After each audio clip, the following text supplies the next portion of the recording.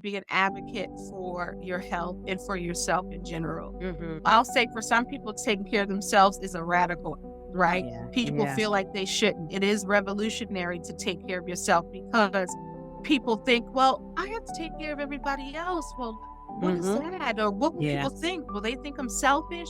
No. Yep. Yala once said it is self-full to take care of yourself. And you have to be able to advocate for yourself. It just like you would if you had a friend or a family member or a child or a parent and something was going on with them, or Mm-hmm. you would say, hey, well, what's going on with them? You will find your voice to speak up for someone else, but you have to have your voice to speak up for yourself also.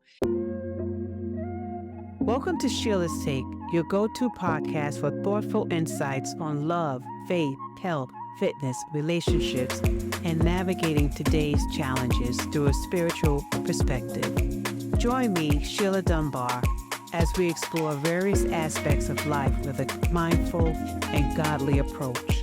Tune in for engaging discussions on all things meaningful and transformative.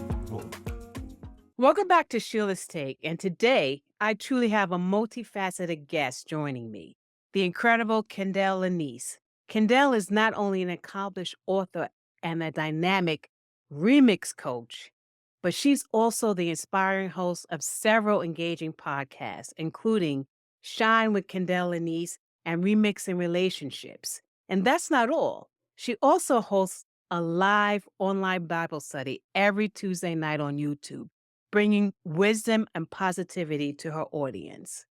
Kendell is a vibrant voice in personal growth and transformation, known for her ability to help people rethink and remix their lives for the better. The reason why I have Kendell on today is because this is Colon Cancer Awareness Month, and Kendell is a colon cancer survivor. Her journey is a testament to resilience and strength, and she brings that empowering energy to everything she does. And I wanted her to share her journey today. So, this format is going to be a little bit different. I'm not going to ask many questions. I don't even think I'm going to ask one, maybe two questions. But I want Kendell to just share with us her journey when she found out she got her diagnosis for colon cancer, how she felt, and what she went through. So, welcome to Sheila's Take, Kendell. How are you? Hello, my sister. Thank you so much for having me. I so appreciate it. And I'm so proud of you, girl. Well, you know I I'm love you. so proud of You you. know I love you. You know, one of my best people that I love Wendy Williams. I used to listen to her on the Mhm. radio station. And Yes. she used to have her show, which she doesn't anymore. And those of you out there, please let's, continue to pray for Wendy. Yes. But she used to always say on her TV show, you're a friend to the show. And Mhm. Kendell is a friend to Sheila's Take. We met on an online Bible study and we have been friends. We have been clicking and we encourage each other. And she has encouraged me so much. And I always say she is my mentor. I just want to let people know that. So, Kendell, I thank you for taking the time to stop by Sheila's Take and share your journey. So, at this time, I'm just going to turn it over to you so that you can share your journey and tell us your story. Girl, so when you said you're not going to ask any questions, just share the journey, I'm like, woo, because it has been a journey. First, I love me some Sheila's Take. So I'm so proud of you. And I mean, I can't even go on social media without seeing a clip of one of your episodes. Thank you. Every time I go on, I don't care what platform it is, I'll be like, there she is, there she is, there she is. So you're doing your thing. I'm so proud of you. Thank you. But where do I start? When you said to do that, because the story is so vast, and Mhm. of course I don't have hours to tell you or to tell your guests. But I just want to say it is Colon Cancer Awareness Month. The month is March, and the color is blue. And Sheila says she wore blue. Got my blue ribbon and my blue nails. Um, I used to have blue hair, some streaks. Sometimes I do, sometimes I don't. But I was doing it the first. This is 4 years cancer free as of this month. March 2021 is when I was diagnosed with colon cancer. And it was March 5th to be exact. And in 4 days, it'll be the day that I went into surgery. And part of my colon is removed. And I went through that process, couldn't walk right and the whole thing. Um, but it's important. I'm trying to figure out where to start. So I went to go get my colon cancer screening, my colonoscopy. And I was 49 years old, and my doctor was saying, okay, you're about to be 50. And it was 3 months before my 50th birthday. And she was saying, you're about to be 50. So, just in this 50th year, get your colonoscopy. So I'm like, okay, I got 365 days of being 50. Um, but I was 49 and I was 3 months shy of my 50th birthday. So I called my doctor. I was eating some fiber and different things like that. And I called my doctor because I examined my poop and it was nothing wrong with my poop. It looked regular, but for some reason, God was like, "See if you can get your colonoscopy now, or call the doctor." I called the doctor. She was like, "Yes, no, no big deal. You don't need to get your colonoscopy now.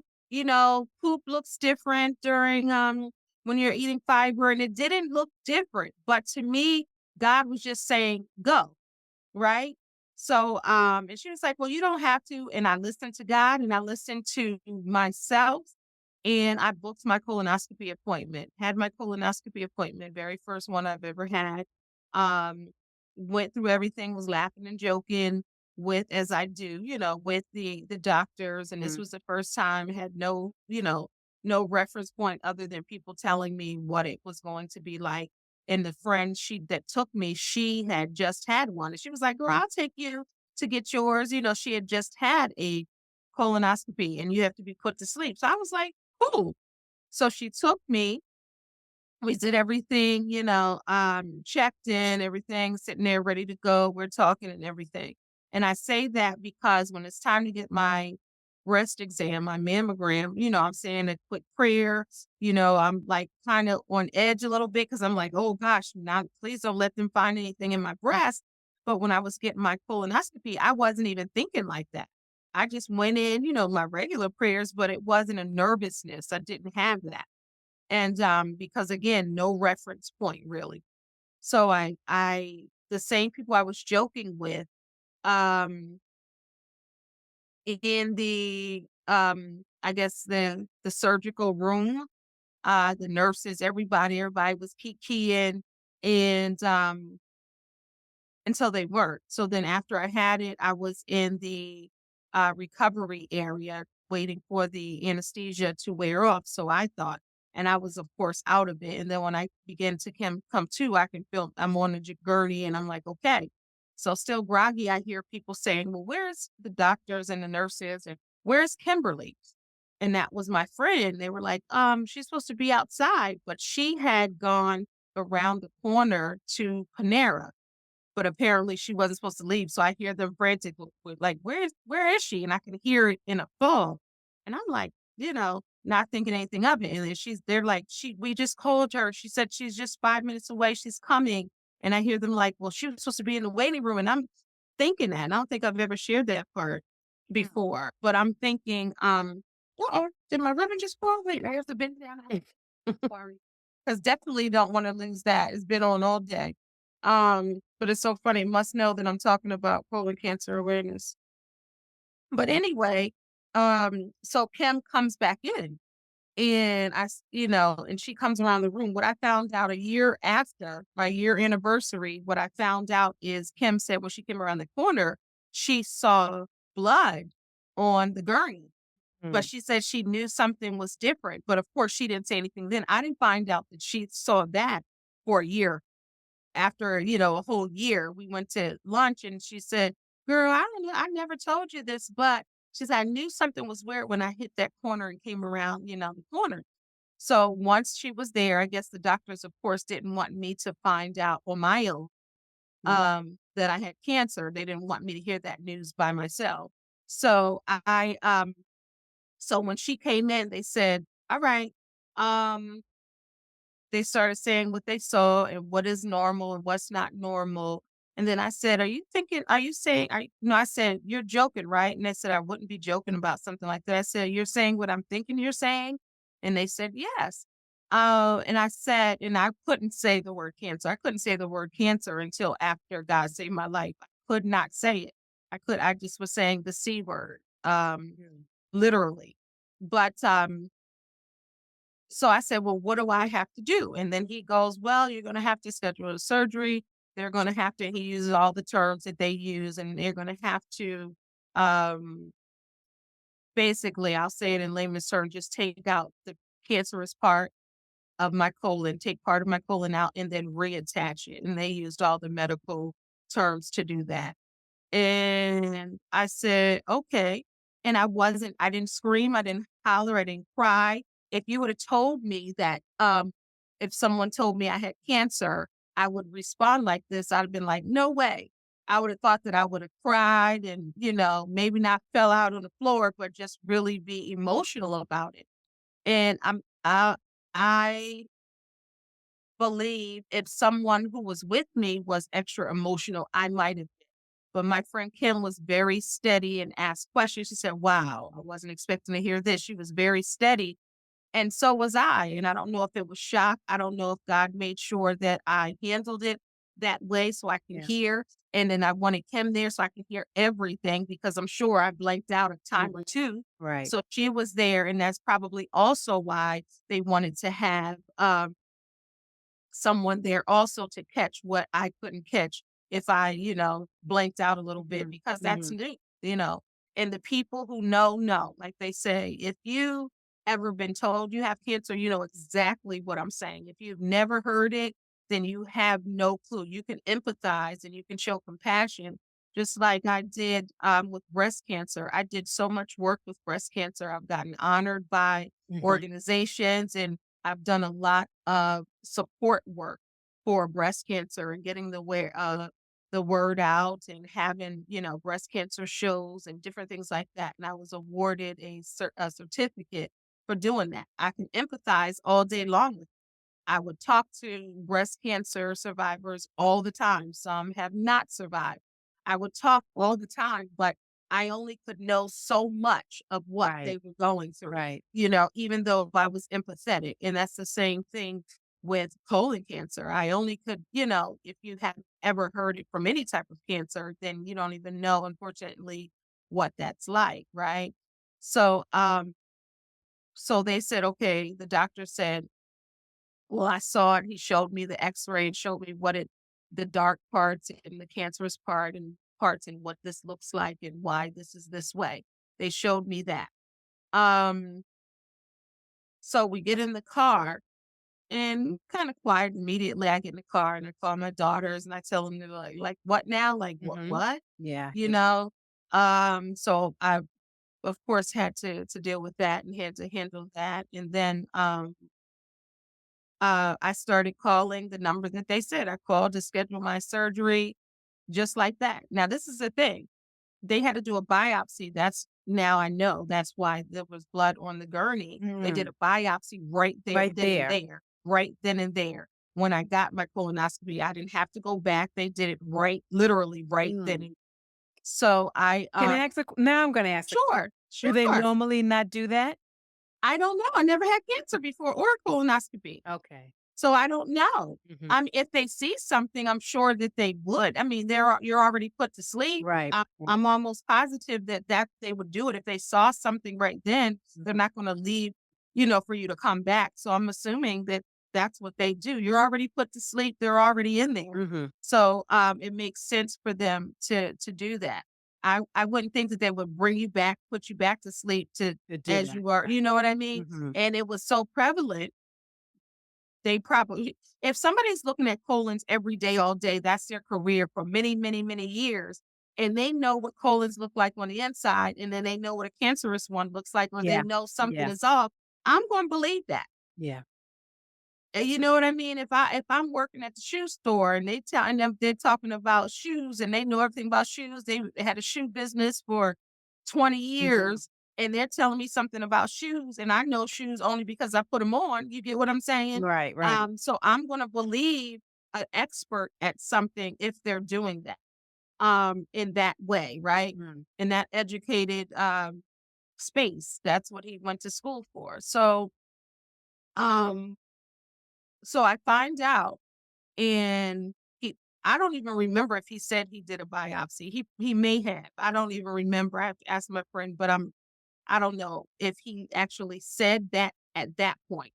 Um, but fast forward, well, let me just continue in the car. So in the car, I scheduled an appointment. I'm saying I'm just leaving. I didn't wait till I got home. I didn't cry first. I didn't kick and scream. I didn't sit down and with myself to think about what's happening. I went into handle it mode. Let me do this. And again, if somebody told me that I would respond this way, I couldn't say 100% this is how I would respond. I Mhm. wouldn't be able to say that Yeah. because I'm a feeler. I feel. I have emotions. I'm not afraid to cry. I'm not afraid to be vulnerable. I'm not afraid to show exactly what's going on. That is who I am. I'm a sensitive soul, and I will cry. So for me, I'm surprised that I didn't. I just went into it, right? So I scheduled my surgery and everything, and then the preliminaries, I went by myself to get my EKGs, my scans, my blood work all the week before. So it was the 5th, and then that following week and a half, that next week, I did all the preliminaries, and then the Mhm. following week was my surgery. So I literally found out, and that was towards the weekend. Um, the next week, did everything that they asked me to do. I had to go see the surgeon. I had to get my EKG. I had to get my blood work. I had to get the MRI and the sonogram. I had to do everything, and I went by myself.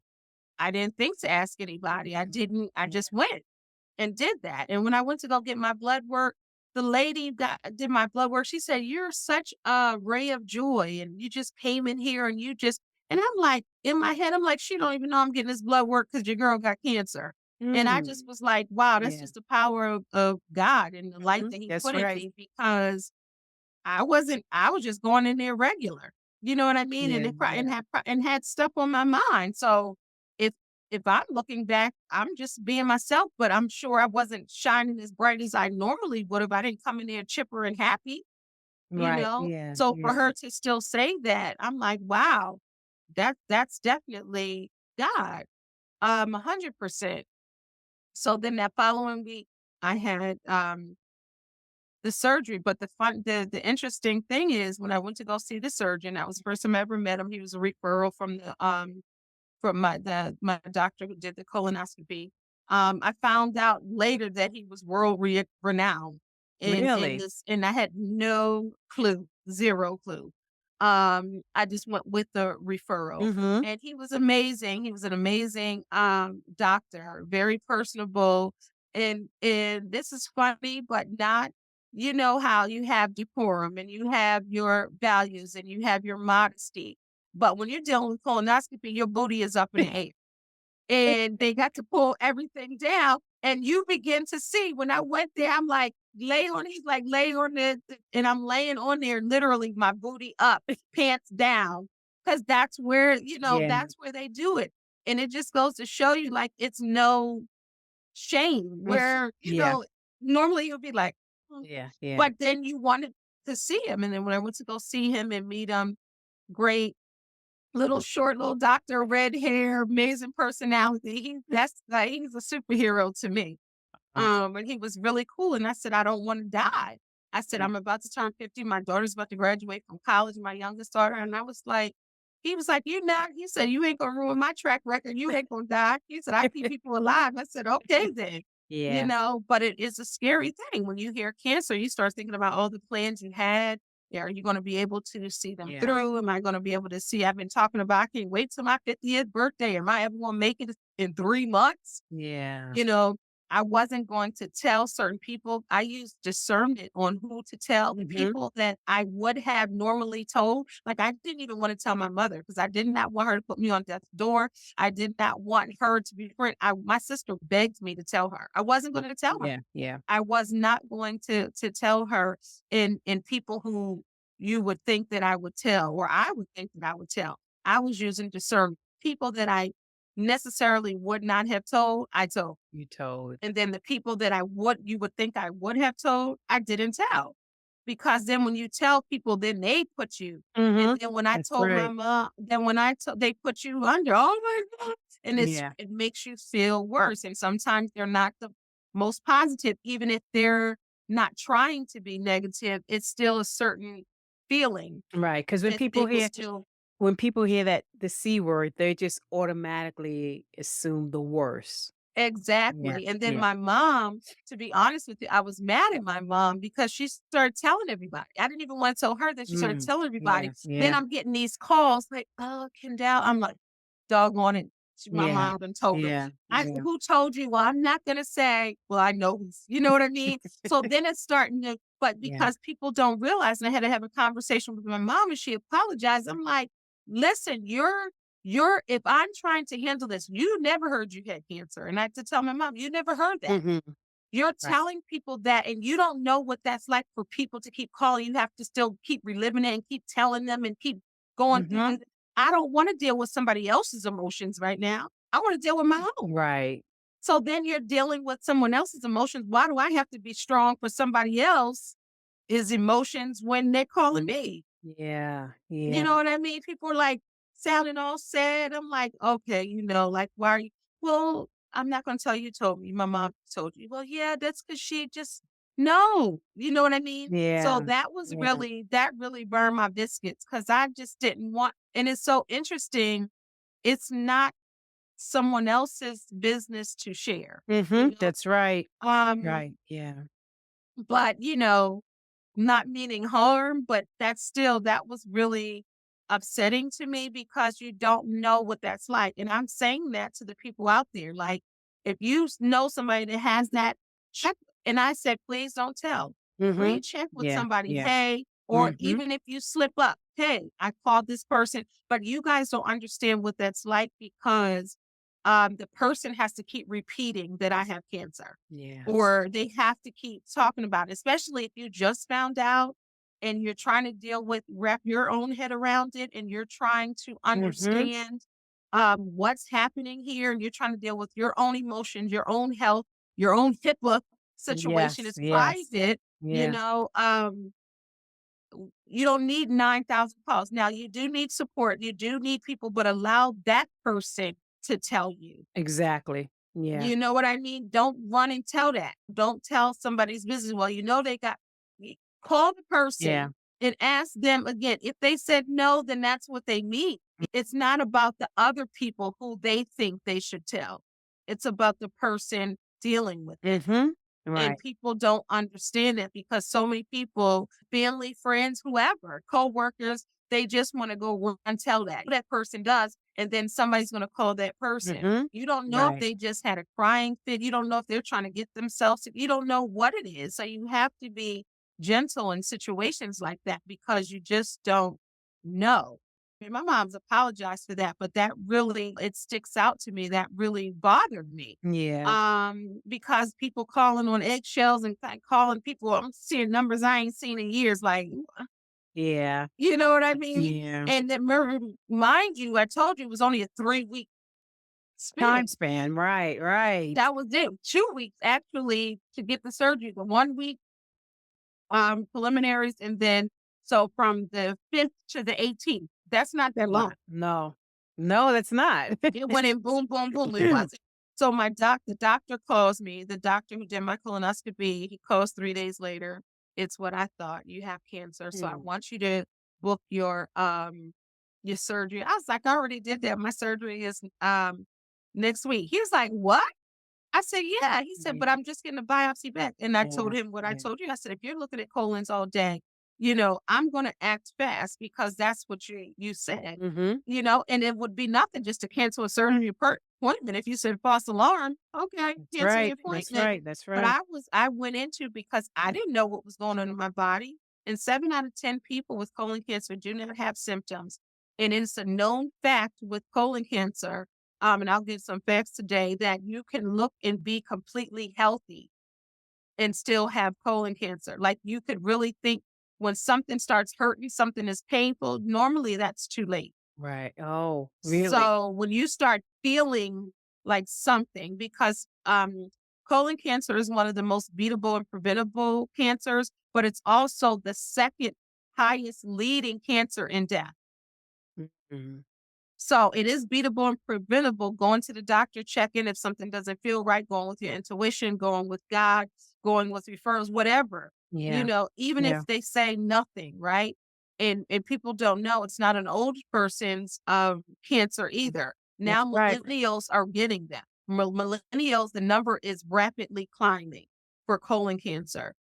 These are people in their 30s, Oh, right? So when I was getting it, you had to be 50. The year that I got cancer, they changed it to 45. But if you have to get it at 30s, then you have to be an advocate for your health to make sure you get it. So March 18th, which I'll post pictures and really talk about that in the hospital. And it's interesting is when I had my surgery, and God was just there every step of the way. Like, from the time I walked into that hospital, God was setting people there, from the person who checked me in, for the person who drew my blood, from the person who helped me here. He was setting up people, and I was yeah. nervous as all get out. Like, I was fine. Like, and then at night is when the enemy was like, "Well, you might not live. You might Wow. die, or this surgery might not come out of surgery. What about the anesthesia? Or, cancer might take all kind of Yeah. things." My mom was like, "Well, do you have what stage do you have?" I said, "Mom, I don't care what stage I have. I have cancer. So am I going to find out if it's 4, or am I going to find out if it's 0? It doesn't matter, because Right. I want to protect my mom. Here are certain things." And my mom's like, "Well, don't you wanna know what?" No. You get what I'm saying? So Yeah. with certain Yeah. things that I don't wanna know, I'm trying to protect my space. And they told me, I never even asked after I had the surgery. Then when he called to after the surgery and all of that, then I found out. Didn't ask.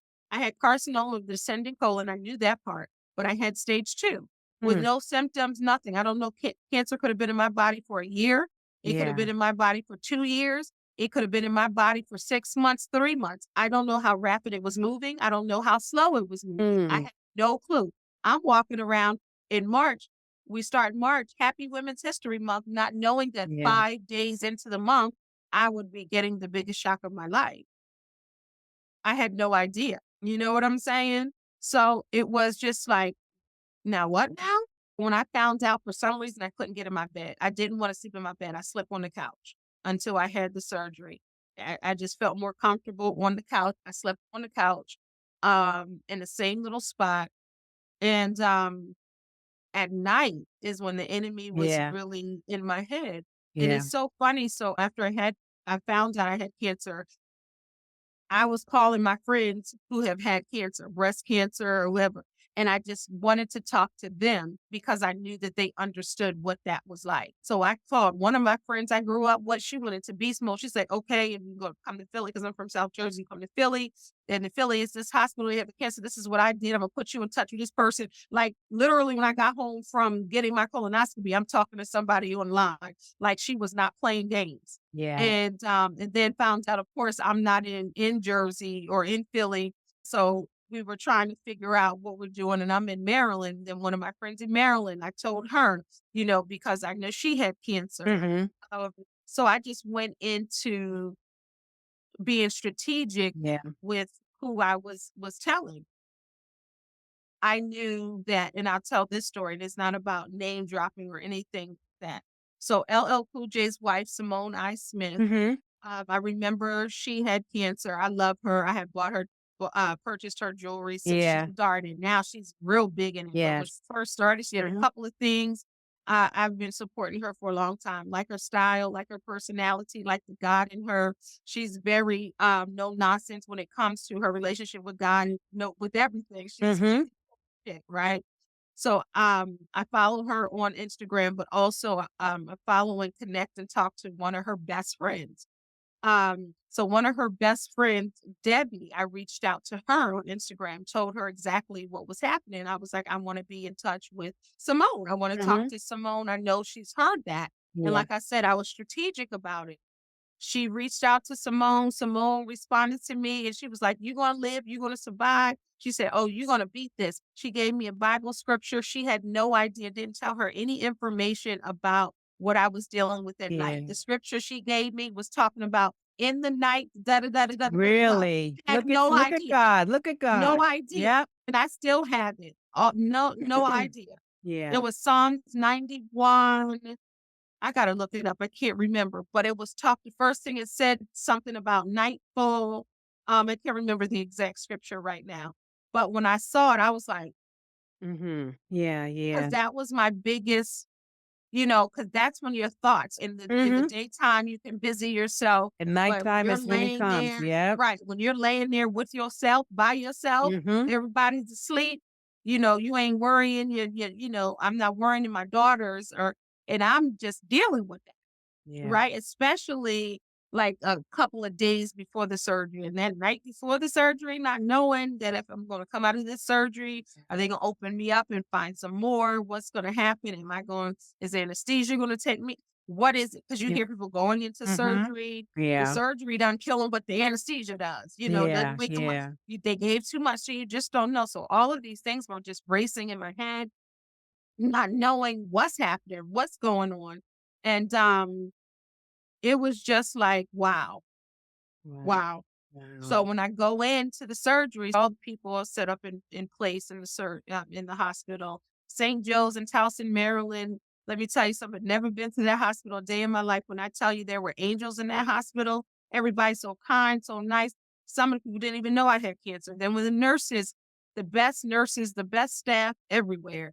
And when I was in the room after recovering, they don't know if I'm gonna live or die. They don't know Mhm. if they got all the cancer. I don't Yeah. know. Yeah, yeah. I don't know what's happening. I had surgery. We don't know, right? I will say this on TikTok at that time, I had 50K followers or so. And I don't even have that page anymore. And I told this story. I was on another podcast and I told this part um, just yesterday. I was on TikTok and I told these people that I was getting surgery. Didn't say it could have been for a bunion. It could have been for a Mhm. tummy tuck. Yeah, They yeah. don't know what it was for, right? Mhm. And I just said, pray for me. When I tell you these people that I have never met, complete strangers, I've never seen in person, nothing. When I tell you they were praying down to the ground, Wow. oh, they were like praying for the doctor, Yeah, praying for the nurse, yeah. praying for the person that checks. They were the scriptures. They weren't just saying, praying for you, sis. They Mhm. were Yeah. breaking it down. Yeah, You hear me? yeah. Not knowing what was happening. And my friends and I, we had a prayer Zoom Mhm. the night before. They were praying down for me too. I Wow. had my friends on there. We were praying up. My friends was praying down to the ground, right? So I know the prayers Wow. of the righteous kept me Yeah. alive. Ooh. And honey, I felt obligated and I didn't go on any other social media platform. It was just TikTok, right? And I'm telling you, the prayers, if you knew the prayers, Wow. I'm talking about prayer warriors. Like I said, I'm not just talking about prayer hands. I'm Mhm. praying for you, That's sis. I right. mean, praying. Mhm. And so I felt obligated. So when I'm in the hospital, I'm like, who is this woman? Girl, I come out of surgery. I'm in the hospital. You can only tell because of the way I look. I'm talking like I'm just like regular, like literally. I'll show you videos, regular, like nothing ever happened. Like I just didn't have surgery. I'm like, who is that woman? I'm looking back at the videos like, girl. And so I felt obligated to talk to TikTok. Yeah, yeah. So I got on, and I'm like, your prayers, and then I told them I had the C word. I don't think I still said cancer, but I told them what it was, Mhm. colon cancer. I might have said colon cancer. And I told them, or I might have said, some little cute way to say it because I was Mhm. still in the hospital. I probably still couldn't grip it. I said something like, they found a mass in my colon but I think Yeah. I said that when I first got out of surgery because I still wasn't ready to say it. Mhm. I don't know if I couldn't or if it just felt uncomfortable. So I got on TikTok and I said what happened, and Mhm. I had my thing, the breathing machine that they give you if you go to the hospital, you gotta blow the bowl. A Yeah. nurse was on there like, make sure you blow it like this. In the comments, like, make sure this they're not telling you that you might be blowing it wrong. This is how you do it. Like they were Wow. really, really Yeah. invested. I somebody that I have not seen, they found my other page and they were like, I was wondering what was going on with you. And this was somebody I recognized the picture and the name. This was one of the people 40 years ago I had not Wow. seen. Wow. Then I think later on I told Facebook and I told them probably within that week and Yeah. nobody knew, like nobody knew beforehand, Mhm. right? Right, Nobody right. didn't get on, yo, I just found out I had cancer. I actually had a show the same night I found out I had cancer with my boy, Dr. Leroy. And I did it. I came Wow. back from the hospital or to get my colonoscopy because I already had a show scheduled that Mhm. day, and I did it. It was a couple hours later, and I told Leroy after. He was like, What?" I said, "Yeah, they just took." He was like, "You coulda," and I just did it that Wow. same day I Wow. got the Wow. news. Yeah. It's just and then 4 years later, someone said to me on Facebook today, like, "It don't seem like 4 years," because I started talking about it, um, right after, and I showed part of my journey, like I couldn't walk, like I got the videos and Mm. everything. But the funny thing and how I know God made a bad chick in me, honey, because the surgeon came in, it was like your surgery, went well, how you doing? He came in a couple of hours after I was in my room and he said, I want you because it is your colon, it is your stomach area. He's like, I want you tomorrow to start walking. He said, because I don't want it to settle in and it's going to be harder. And I had looked at him and I said, can I start walking tonight? That was the day of my surgery. He said, Ooh. "Okay, you think you do?" Yeah. I said, Yeah. "Yes." And Yeah. he said, "Imma call a walker." And I'm thinking he's a walker. It's a person who walks you around. And that night, I Yeah. have the video. I started walking. I was walking slowly, but I started walking. Yeah, so You don't let that's the nothing get you down. That's the thing. girl. Oh my goodness, you handle that. I mean, eh, mm, you know how sometimes they talk about uh when mothers they see something with their young and they get this strength to do things. That's what it was. That's what it seems like it was. You heard that diagnosis and you were like, listen, this ain't gonna get me down. I'm gonna do what I gotta do. You went into, reaction mode. You didn't have time to sit and debate, and you probably did cry, and like you said, a little bit of your emotions, but you didn't have time for that because you knew Mm-mm. what you knew what you had to do, you know? Mhm. Yeah, a lot of times people will say, "Oh, did you get a second opinion? Did you get this?" You in the car, girl, right after you had the Mhm. colonoscopy. And that's brave. That's brave right there. And thank God for that. And what would have happened if you decided not to do that? You know? Girl, That's girl, I didn't even think about it. And I wasn't getting no second opinion for what? For what? And then I went to the surgeon saw the same thing. you saw the same thing. Look at that. Look at that. Well, I want to thank you. I just want to thank you for sharing your story, Kendall. And I'm going to ask this now. Now I'm going to ask my two questions. Okay, what are you grateful for? Life. Mm. I'm grateful for life. Yeah, yeah, yeah. Mhm. Amen. Amen. There ain't no sentence need to go after that. I don't need to elaborate. You don't need to say nothing else. Right, That's a full sentence right there. right. Life, I don't need life, to life. explain.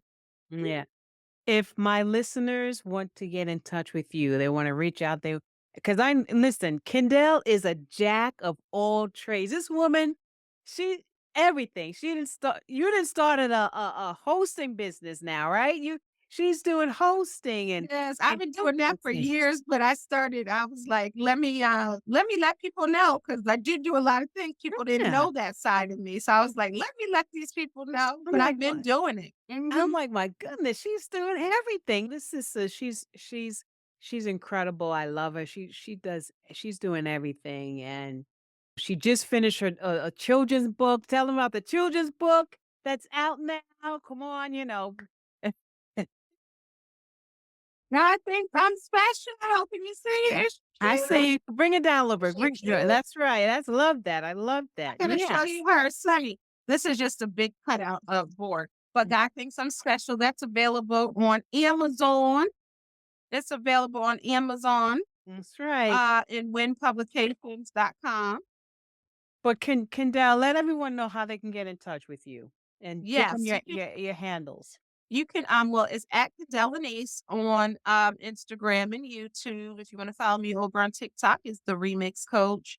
And for more information, if you wanna book a life coaching consultation, if you want me to speak at your next event or be a guest on your podcast or, yeah, conference, you can go to KendellLenice.com.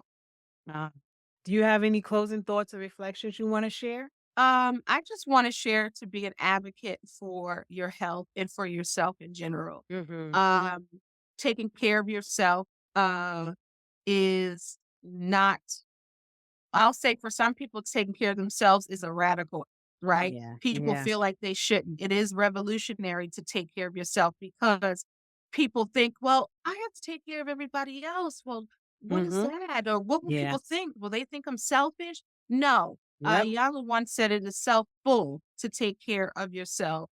And you have to be able to advocate for yourself. Just like you would if you had a friend or a family member or a child or a parent and something was going on with them, or Hmm. you would say, hey, well, what's going on with them? You will find your voice to speak up for someone else, but you have to have your voice to speak up for yourself also. And, doctors are amazing. They are here for a reason, but you have to really just, my doctor was my doctor for 25 years and she was like, you'll be okay. But God told me something different. I could That's have said, right. well, my doctor said, but I'm Hmm. like, I know my intuition. I know when God is speaking to me. And even if I've gone, even if I would go and nothing was wrong, then that would be fine too. But I'm glad I did because had I not listened, I may Yeah. not have been here because I was already at stage 2, not even knowing. Right. So Right. I wouldn't have made it all the way through 50. It wouldn't have happened. Hmm. Hmm. So you really have to be an advocate for yourself and take care of yourself. Now, my doctor was like, there's no reason you should have got colon cancer, right? Sometimes it is one of those things. I was under a lot of stress, who knows? I was Hmm. talking to one of my brothers and he said, well, there are a lot of Dr. Leroy. He said, um, they say most people already have a cancer cell and certain things activated, Hmm. and during Yeah. that time I was under, stress. So I don't know what it was. Um, but it was found and I'm glad it was. I'm glad that Amen. I go to That's the right. doctor on a regular basis and I take care of myself. So if you don't learn anything, just learn that the tests that they say you take them. Take it. Go to the doctor regularly Right. because think about it. If you don't go regularly, they won't have anything to compare it to. They won't know how long something has been there or not. Like if you get a mammogram and you haven't got one Hmm. for 5 years, they don't That's know right. what was there for a year or two. But if you go each year, like you're supposed to, they know. So I just want to encourage everybody to take care of themselves and go see the doctor, Mm. and don't Yeah. think that you can always cure everything by yourself. By yourself. Ananda Lewis, who was on Teen Summit and who was on a lot of things back in the day, MTV, she had cancer. Yes. She thought that she could heal Mhm. herself by using her home remedies and the holistic approach. And yes, you can, with some things, depending on Mhm. how far Yeah. along they are. And she came out with an open letter saying she wished she would have gone to the doctor. So she's struggling with that. Yeah. So, I just want to encourage everybody just to take care of themselves, Mm. advocate, and tell Oh, somebody that it's colon cancer awareness month. yes, yes. And the Kendall. color is blue. Oof, Pink is oof. not the only color of cancer. That's right. That is the theme Oh for my colon cancer. goodness. Thank you so much, Kendall, for just sharing Thank your you. story. It's like your story is a testament to your strength, your resilience, but it's also a beacon of hope for like so many African American women Mhm. who are disproportionately affected by this disease, and we don't even real know that. Your courage in speaking out is truly impactful, and I'm so grateful for your voice. And to my listeners, As we wrap up, I want you to remind everyone that March is Colon Cancer Awareness Month. It's a time to educate ourselves, spread awareness, and encourage those around us to prioritize their health. Early detection saves lives, and stories like Kendell's remind us why it's so important to listen to our bodies, advocate for ourselves, and seek care when something doesn't feel right. If today's conversation moved you, please take a moment to subscribe to this podcast, share this episode with someone who might need to hear it, leave a like or a review. Your support helps reach more people and continue these vital conversations. Kendall, I want to thank you again for being here and for sharing your story with such honesty and grace. You've touched my heart and so many hearts today, and thank you for everything you do. Until next time, take care of yourselves and each other. Stay informed, stay proactive, and let's keep spreading awareness. This is Sheila's Take. Blessings.